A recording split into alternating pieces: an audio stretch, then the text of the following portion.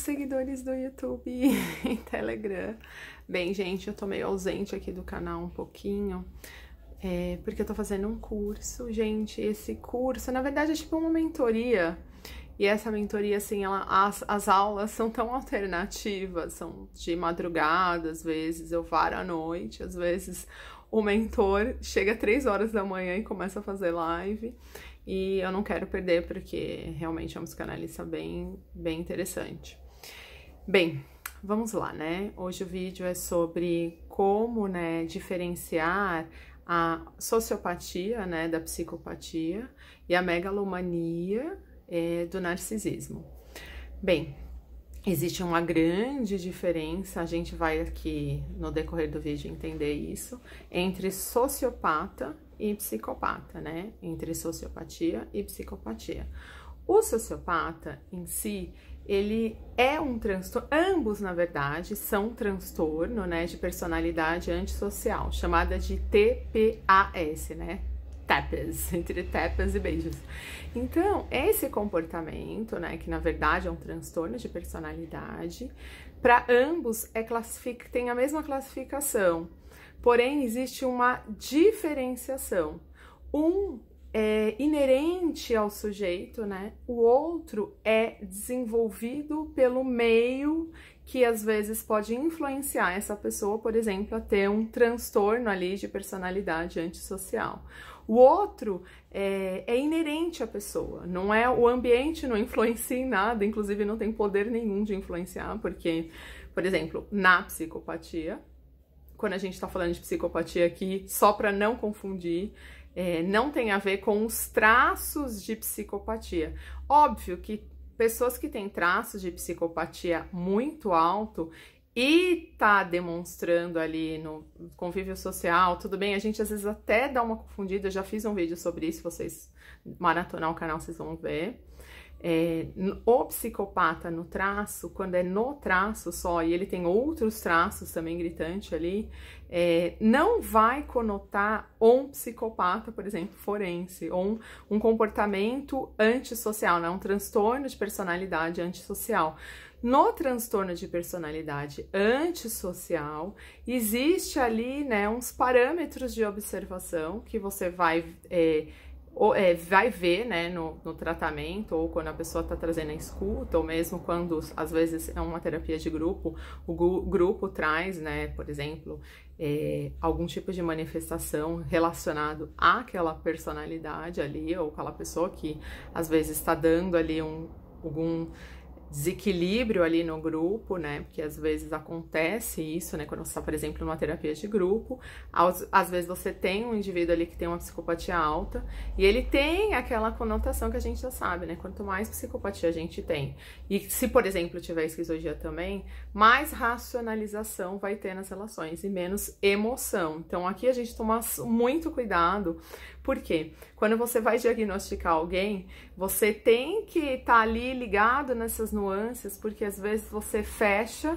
né? Por isso que é importante fazer análise anatômico-corporal, e em cima dessa análise anatômico-corporal, a gente cria ali, né, além do diagnóstico, né, você cria toda uma questão de um histórico, né, desse paciente e das próprias manifestações. Essas manifestações, que podem ser tanto sintomáticas quanto queixosas, né, que às vezes a pessoa está trazendo uma queixa e você já sabe que aquela queixa se liga ali com o sintoma daquele traço. E isso já facilita para você poder fazer tanto uma escuta, tanto analiticamente, né, no sentido de que você vai fazer uma escuta mais precisa, quanto você também vai estar fazendo aquela anamnese para confirmar se aqueles dados, né, estão sendo trazidos, faz parte realmente daquele corpo que se apresenta, ou se existe ali uma camuflagem. E mesmo quando existe uma camuflagem, isso já dita pra gente que existe só um tipo de personalidade ali, vamos colocar assim, de traço, que é de coraça mesmo, que ele tende a camuflar mais, que é um traço de caráter mais psicopata. Mas nesse caso aqui da psicopatia, como diagnóstico de transtorno de personalidade antissocial, esse traço em si, ele tá trazendo, esse traço não, esse sujeito aqui pode ter o traço de psicopatia ou não. Ele pode simplesmente só preencher, só para confundir, né? Ele pode preencher nos traços outro tipo de formato anatômico corporal, no sentido de traço, mas no comportamento, nas queixas e mesmo na estruturação, né, da observação dessa personalidade, você já vai perceber que existe ali um transtorno, porque ele está trazendo ali uma série de comportamentos que dita que ele está muito mais na psicopatia como transtorno de personalidade, mesmo antissocial. Que quais são, né? A diferença da psicopatia em si, da sociopatia, é gritante no sentido de que um é epigenético, vamos colocar assim, mas epigenético, ele é inerente àquele sujeito, na psicopatia é inerente, assim, faz parte da formação neurofisiológica desse indivíduo ter esse tipo de estamos colocando, não, faz parte daquela fisiologia, daquela pessoa ter aquele tipo de comportamento, onde ele provavelmente não consegue ali fazer as ligações emocionais, né, vamos colocar assim, com o meio externo. Ele não é que ele, às vezes, pode não estar embotado, às vezes ele pode aparentar uma emoção, ele pode aparentar um sentimento, ele pode conseguir fazer manobras mesmo de manipulação, de associação, porque ele tem uma racionalização muito grande. Ele consegue racionalizar o emocional, que faz a gente se confundir com traços de caráter psicopata, que é muito parecido. Entendeu? Mas a diferença é que nesse aqui você começa a perceber que é uma coisa que, se você conversar com pessoas que desde pequena, essa pessoa já vai. O comportamento que não é antissocial, olha só, já é um comportamento que não tá muito ligado não tem muita ligação emocional, às vezes na família, não tem ligação emocional com as pessoas, só que ao contrário do que as pessoas pensam, essas pessoas não são violentas, elas podem ter uma tendência à violência, mas elas não são violentas como pintam, né? Tipo o Coringa, né? Então, quando você pensa num personagem, né, do Coringa, ele não vai ser violento, não vai ser maquiavélico, mas pode ser, entendeu? Mas literalmente, nas relações, ele faz, às vezes, papéis muito bem feitos, ele conduz, às vezes, os indivíduos que estão próximos de um jeito que os próprios indivíduos que estão ali se relacionando não conseguem perceber que existe ali uma via de mão dupla, né, de sentido de que ele às vezes aparenta uma coisa, mas que no fundo é outra, que ele consegue de alguma maneira manipular situações, pessoas, e isso ele já faz, que lembra bastante o traço de caráter psicopata, só para confundir. E aí você vai observando a condução das relações, né? Que às vezes as relações elas tendem a ser superficiais, mas ao mesmo tempo ele tem ali um controle, são pessoas totalmente controladoras, são pessoas que estão muito observadoras, são pessoas que pensam em tudo para fazer, e elas acabam utilizando esse mecanismo que eles têm, que é um mecanismo muito da racionalidade, que lembra muito o traço de caráter psicopata. É óbvio que se o cara tem já um traço de caráter psicopata e já tem essa neuroestruturação, vou colocar assim mesmo como neuro, que é a linha que eu acredito, tá, gente? Tem outros cientistas que acreditam de uma outra maneira, que o psicopata às vezes passou por trauma na infância, às vezes acontece, às vezes tem a questão da educação, mas aí já é mais pro sociopata, que é diferente, né? Que é para você saber diferenciar. O psicopata em si, às vezes ele nasce com aquilo, entendeu? Já é ruim desde pequeno. Nasce de bebê, você vai se desenvolvendo, não é que é ruim, tá, gente? Tem pessoas excelentes, são às vezes ótimas executivos, que lembram bastante o traço de caráter psicopata, mas não é o traço de caráter psicopata.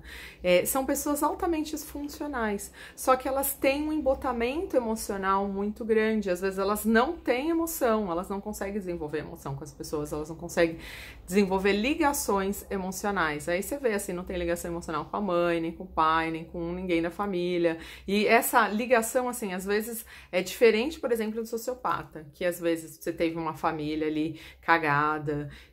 Essa é a diferença, né? O psicopata é inerente ao ser. O sociopata é algo que foi construído pelo meio externo que influenciou aquela formação de 50% da personalidade, que a gente sabe que 50% é influência do meio. Quando a gente tem escolas, pessoas, vamos colocar assim, parentes, né, famílias que te constituem a ser algo melhor, e isso já vai inibir, por exemplo, a instalação de uma sociopatia. No caso contrário, por exemplo, você tem lá uma personalidade lá que tem um potencial, todas as personalidades têm potencial de virar um sociopata, dependendo do meio onde você foi constituído. Aqui vale a questão da família, aqui vale a questão da educação, aqui vale os meios, né? Quais são as coisas que esse sujeito aqui consome, por exemplo, na internet, quais são as coisas que os amiguinhos consomem, quais são os tipos de trocas de influência faz com que essa pessoa caminhe, por exemplo, para uma sociopatia. O sociopata, por exemplo, ele consegue ter relações externas com as pessoas e com o meio, e pessoas com que ele escolhe e pessoas que eles têm afinidade. Isso faz a gente lembrar, assim, pessoas normais, né? Porque nem todo mundo se dá bem com todo mundo. E tem pessoas que a gente não se dá bem. E tem pessoas que a gente se dava bem, não se dá mais bem. E isso não é uma sociopatia, entendeu? Isso, às vezes, é uma mudança de critério, né? De observação. Às vezes acontece que tem situações que você é colocado de uma maneira que você parece um sociopata, mas você, na verdade, está sendo só algo de defesa contra pessoas que, às vezes, não estão torcendo para você. E essas pessoas que não estão torcendo para você, às vezes, o que elas fazem? Elas fazem bullying, elas fazem coisas que às vezes faz você ficar distante, ou mesmo são aquelas pessoas que gostam de pôr todo mundo para baixo, ou as pessoas que não desejam o seu bem e que às vezes, por não desejar o seu bem, às vezes te falam alguma coisa que vai te cutucar, te coloca para baixo no momento que você precisava estar subindo. A gente tem que tomar cuidado para não cair nessas armadilhas de diagnóstico, né? Realmente o transtorno de personalidade antissocial, que é tanto a psicopatia do psicopata, né?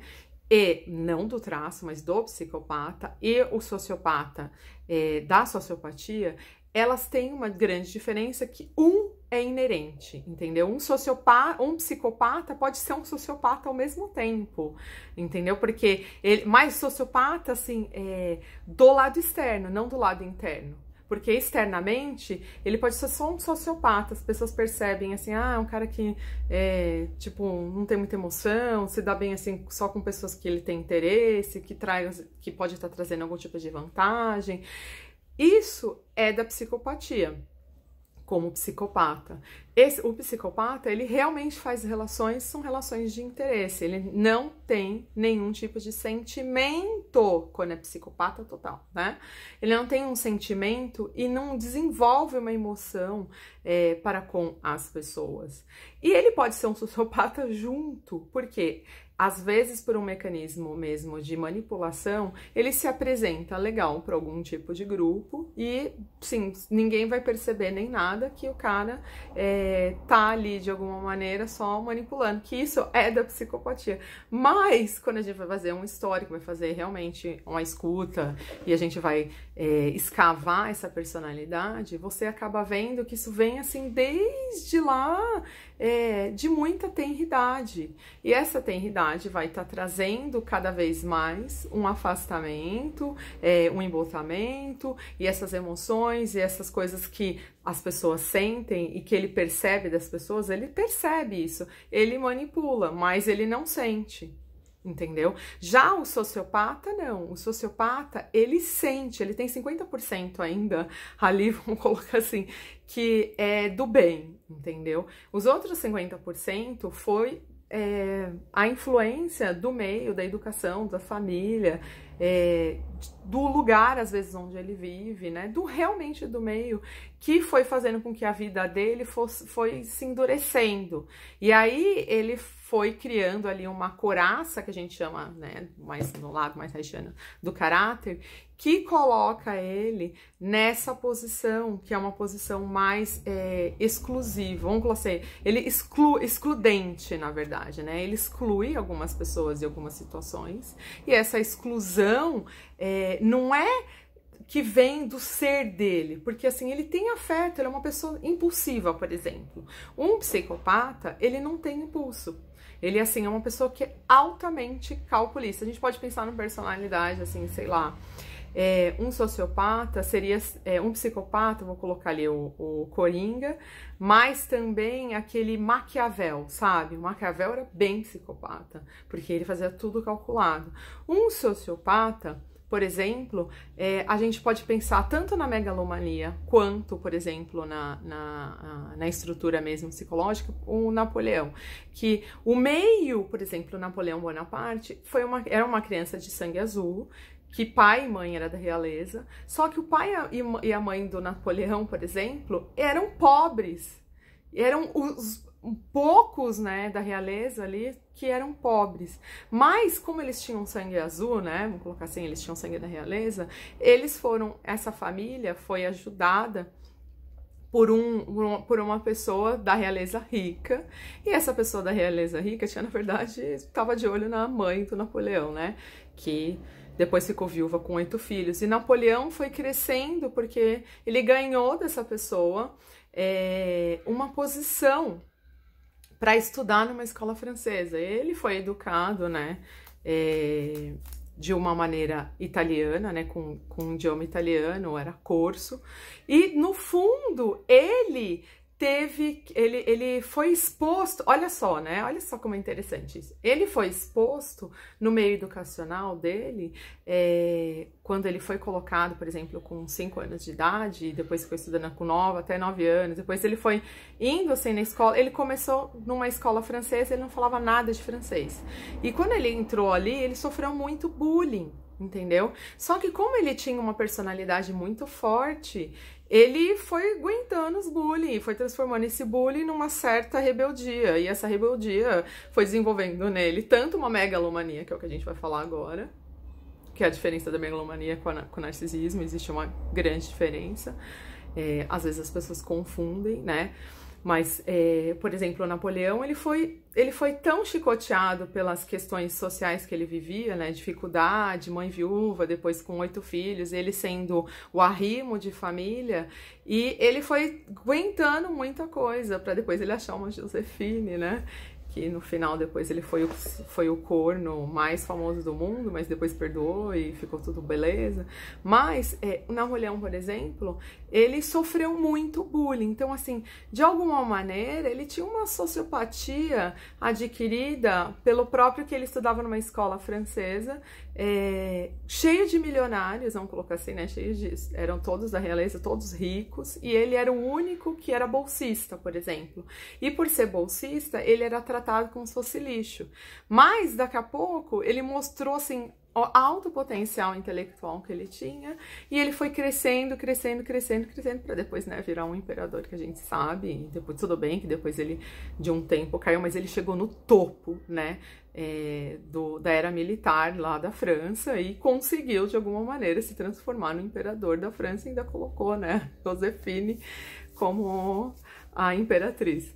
Porém, olha só que interessante, quando a gente pensa nessas questões, a gente já lembra, assim, de personagens, entendeu? Então, assim, e ele tinha uma megalomania, né? Então, assim, porque ele conseguia, assim, imagina o cara, ele conseguiu conquistar o Egito, de repente ele estava sendo lá o rei do Egito por um tempo, ele dominou toda a questão militar do Egito, e foi crescendo, depois a França começou a ter problema, ele teve que voltar, e nisso...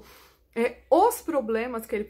E quando ele estava no Egito, a mulher dele, que era Josefine, que ele casou com uma mulher casada, que era uma mulher divorciada, que naquela época não era casada, era uma mulher divorciada com 2 filhos, ele ainda assumiu os filhos do outro, e ele foi só segurando questões bem pesadas, mas ele tinha uma coisa que era assim, ele tinha aquele pensamento de grandeza, né? Que seria da megalomania, que é diferente, por exemplo, de narcisismo. Quando a pessoa, por exemplo, qual a diferença de narcisismo e megalomania?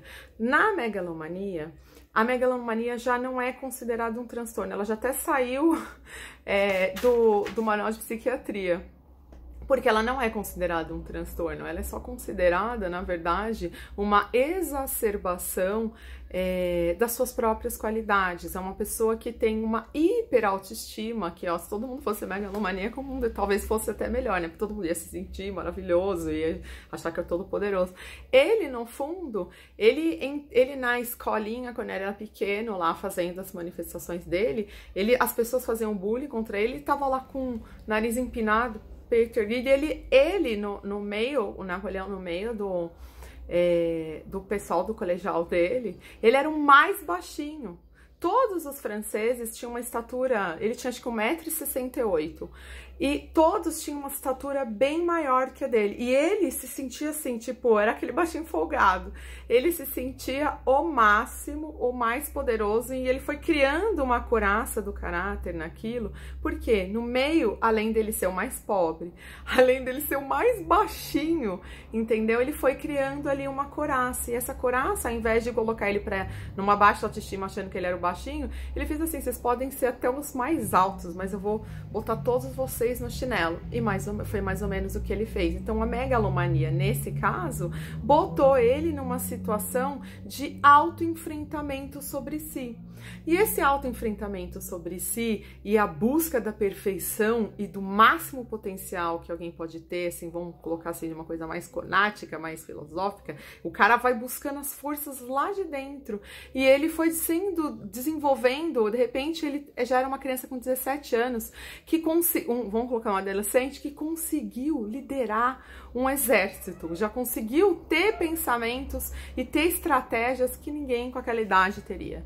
Por quê? Porque ele tinha essa megalomania, que é diferente do narcisismo, quando você exacerba as suas questões e que você se autopromove, porém você tem uma autoestima lá no cu, lá embaixo. Então, quando a pessoa, por exemplo, para você que é um terapeuta, ou você que tá aí me assistindo, que é uma pessoa que tem vontade de conhecer aquilo que te pertence ou que pertence ao outro, para você poder diagnosticar alguém com narcisismo ou com megalomania, é só você observar. Essa pessoa tem autoestima lá em cima, ela exacerba suas questões, ela fala vários idiomas, mais ou menos, mas fala que fala vários idiomas, ela se coloca numa posição de autovalia, e que no fundo o megalomaníaco, se ele não tá configurado, por exemplo, dentro de uma bipolaridade, que aí a gente tem que saber diferenciar, que às vezes você tem um sujeito aqui,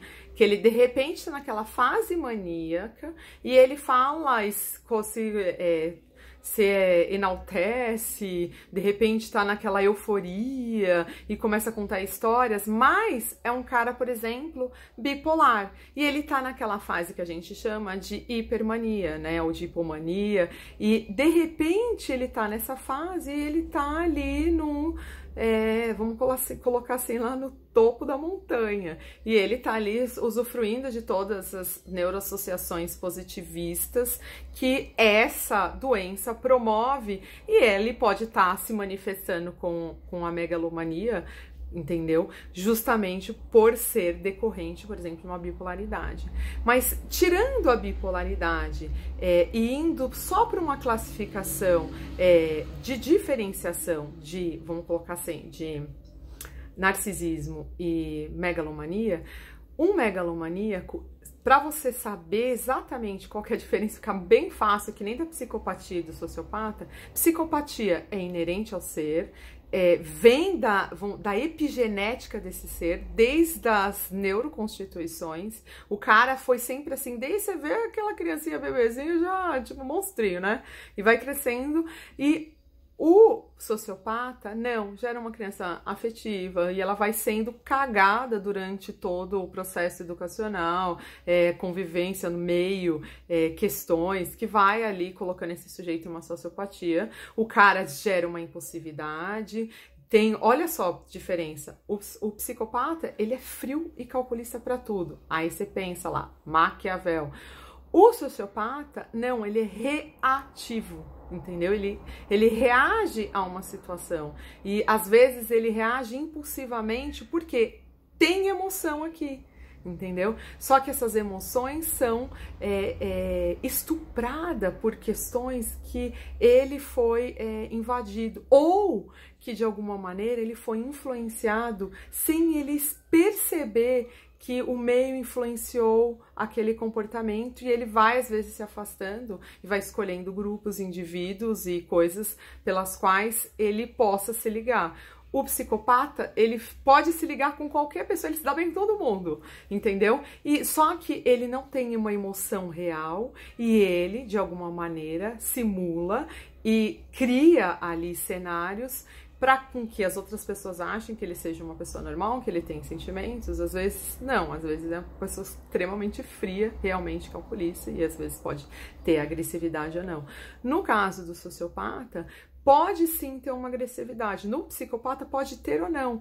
O sociopata, ele tem muito mais potencial de ser agressivo, por exemplo, porque às vezes o meio, a condição, pode fazer com que o cara, depois de tanta porrada, pode dar porrada também. Ou de tanta influência negativa do meio, fez com que o cara desenvolvesse uma sociopatia. Então você vai olhar assim, a população carcerária tem muita sociopatia, porque o meio desenvolveu um mecanismo de defesa daquele cara, porque a gente ou foge, né, no mecanismo de defesa psicológico, a gente tem a fuga, ou na verdade tem um ataque, e às vezes, de tantas vezes você, às vezes, fugir de alguma situação, você passa a atacar, e às vezes a heteroagressividade aqui entra e faz todo o seu papel.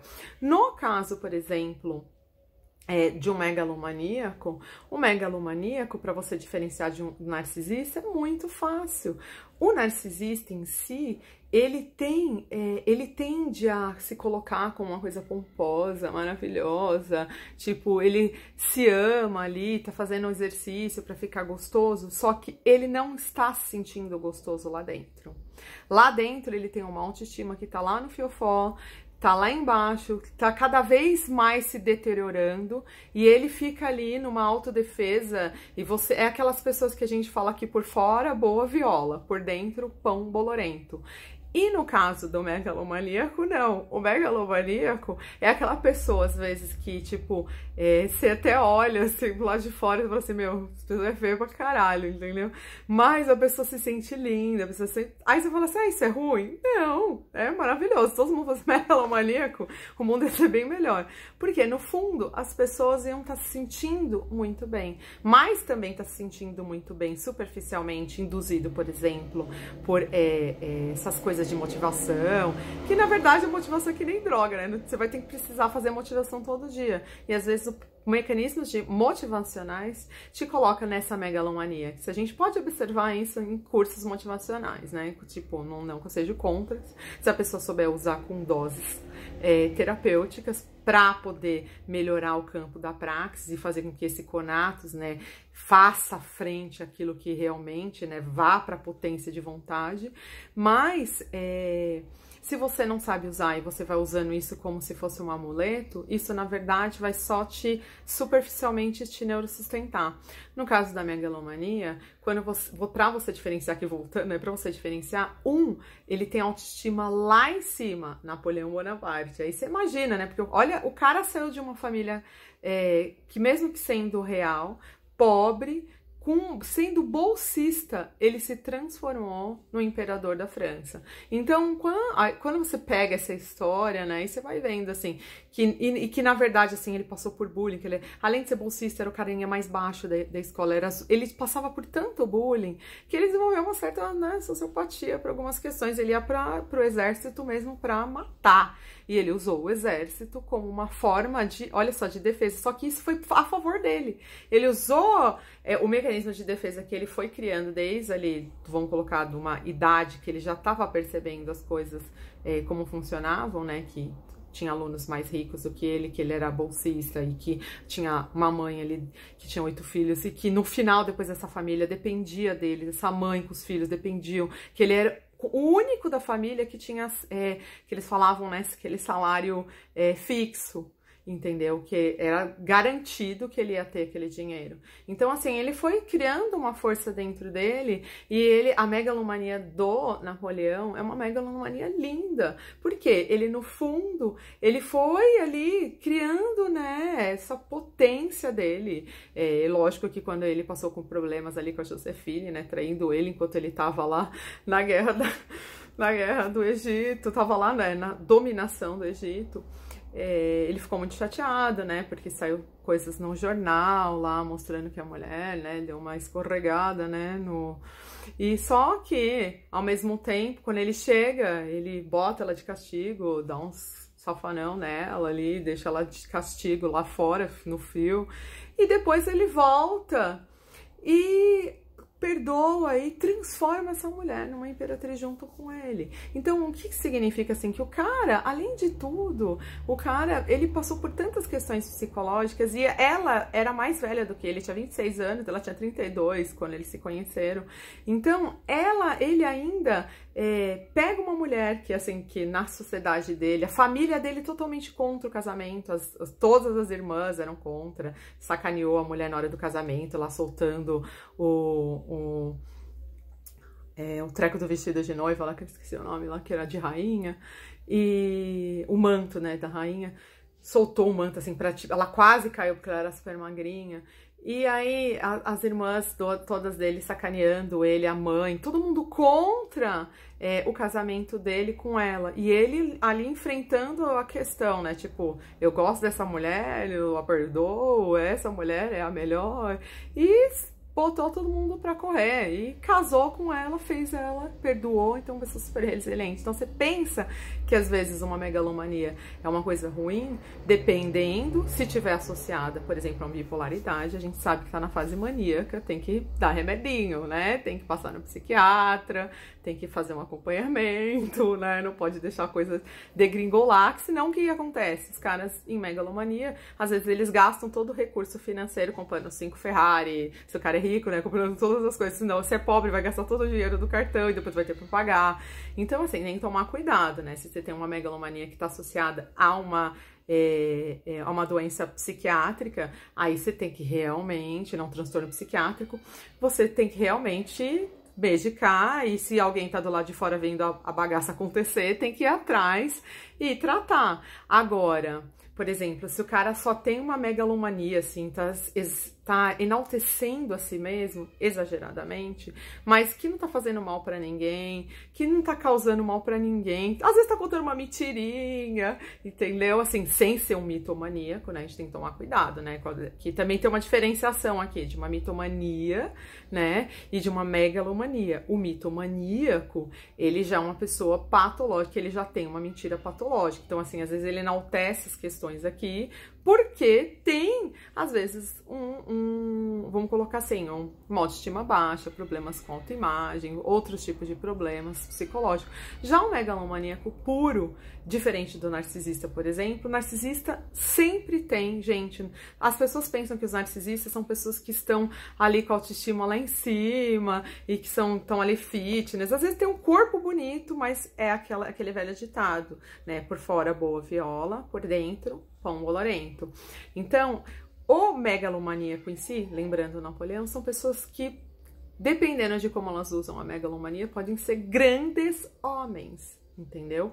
E dependendo de como é conduzido e observado, se não está associado, por exemplo, a um transtorno psiquiátrico, né, com uma bipolaridade na fase mania, que o cara tá lá assim, malucão, gastando, né, ai, tem uma fazenda, tem um carro, tem uma coisa, tipo, sabe, meio pirado, você tá fora um pouco da realidade. A gente sabe que a bipolaridade antigamente era chamado de psicose maníaco-depressiva, então a gente já sabe, tá no quadro mais psicótico, e que o cara tá ali passando por um excesso de grandeza devido à sua neuroquímica do cérebro tá afetada. Toma um remédio, o cara volta pra vida normal. Agora, a megalomania em si, como algo puro, que é só de um engrandecimento, que você vê que aquela pessoa tem uma autoestima lá em cima, às vezes a pessoa assim, sei lá, como eu dei um exemplo, o cara assim tá totalmente zoado, mas se sente maravilhoso, e mesmo assim vai construindo, e essa autoestima grande acaba induzindo a pessoa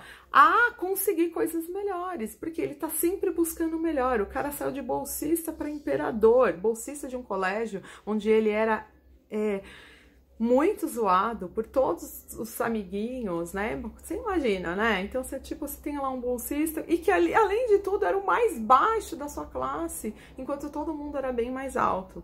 Entendeu? Então, e além de tudo falando um francês que ele nem sabia falar, que ele estava aprendendo, e depois com sotaque corso. E esse sotaque corso era ele totalmente zoado, só que ao mesmo tempo, por ter essa coisa de tipo, preciso ajudar minha mãe, preciso ajudar meus irmãos lá, imagina, 8 irmãos. Então, você imagina, então o cara foi criando ali uma couraça que foi totalmente positivista para ele. A megalomania dele defendeu ele de várias situações e fez com que ele crescesse, virasse tanto imperador da França, quanto conquistasse o Egito, coisa que nunca ninguém tinha feito até aquela época, entendeu? Tirando, vamos pensar assim mesmo, o povo grego, né? A Grécia. Então, assim, o cara, ele tinha esse potencial. Então, olha só. E foi a megalomania dele que induziu ele a isso. Não que seja, vai falar assim, megalomania, então você acha tudo normal? Não. A megalomania, se você parar pra pensar com narcisismo, pessoas megalomaníacas, elas são do bem. E elas estão pensando grande demais, às vezes, exageradamente, mais do que a realidade dela dita. Às vezes você pensa assim, a pessoa tá usando isso como mecanismo de defesa, e pode ser, no caso do Napoleão, por exemplo, ele usou como mecanismo de defesa para se defender, inclusive, do que ele estava vivenciando e para se auto-acreditar que ele tinha poder mesmo sem ele ter os recursos financeiros, porque ele sabia que ele tinha sangue azul, ele sabia que ele era da nobreza e que ele só não tinha o dinheiro, né? Tipo que nem aquela personagem do Chico Anísio, né? Dinheiro eu tenho, só que me falta glamour. No caso dele, era o contrário. Dinheiro eu não tenho, mas o que eu tenho é glamour. Então, você imagina a questão da megalomania é essa. Glamour eu tenho, o que eu não tenho é dinheiro, entendeu? Então, isso é o que me falta. Mas, se eu tenho glamour, se eu tenho potência, se eu tenho inteligência, se eu tenho todo o intelectual voltado para o meu autocrescimento, eu cresço muito mais, por exemplo, que o narcisista. Que o narcisista tá tão cagado em relação à sua autoestima e sua autoimagem, que tá lá embaixo, que ele precisa trabalhar tanto a autoestima, trabalhando o corpo para poder ficar o mais belo, o mais bonito, mas em outras questões ele fica a desejar, em vários outros departamentos. Então, assim, às vezes o megalomaníaco é uma pessoa que se enaltece e esse enaltecimento leva ele a chegar a algum lugar. O narcisista, ele pode até chegar em algum lugar, mas ele tem já uma dificuldade que já começa ali com um grande problema, que às vezes ele tá se enaltecendo para uma pessoa aqui fora. Como que você vai diferenciar o narcisista de um megalomaníaco? Porque os dois vão estar se enaltecendo, né? Mas um vai aparentar em algum momento que tem alguma coisa na autoestima, né? Na autoimagem e nas próprias relações que ele tem contra as próprias crenças verdadeiras sobre si mesmo. Em algum momento vai aparecer. Já o megalomaníaco, não. O megalomaníaco tem uma autoestima lá em cima. Mesmo às vezes tendo alguma questão ali que ele sabe que não tá tão perfeito, ele dá risada e fala assim, meu inglês não tá tão perfeito, meu francês tá tão perfeito assim, meu Yiddish não tá tão perfeito assim, mas pra mim tá ótimo, consigo me comunicar com as pessoas. Então, assim, é mais ou menos isso, entendeu? E vai indo, né? E essa pessoa vai crescendo nessa crença e busca algo de si. O narcisista já ia olhar, já tentar se melhorar de alguma maneira, e quando ele tivesse algum tipo de coisa que mexesse com a autoestima dele, já ia cagar. Então a gente já sabe a diferença.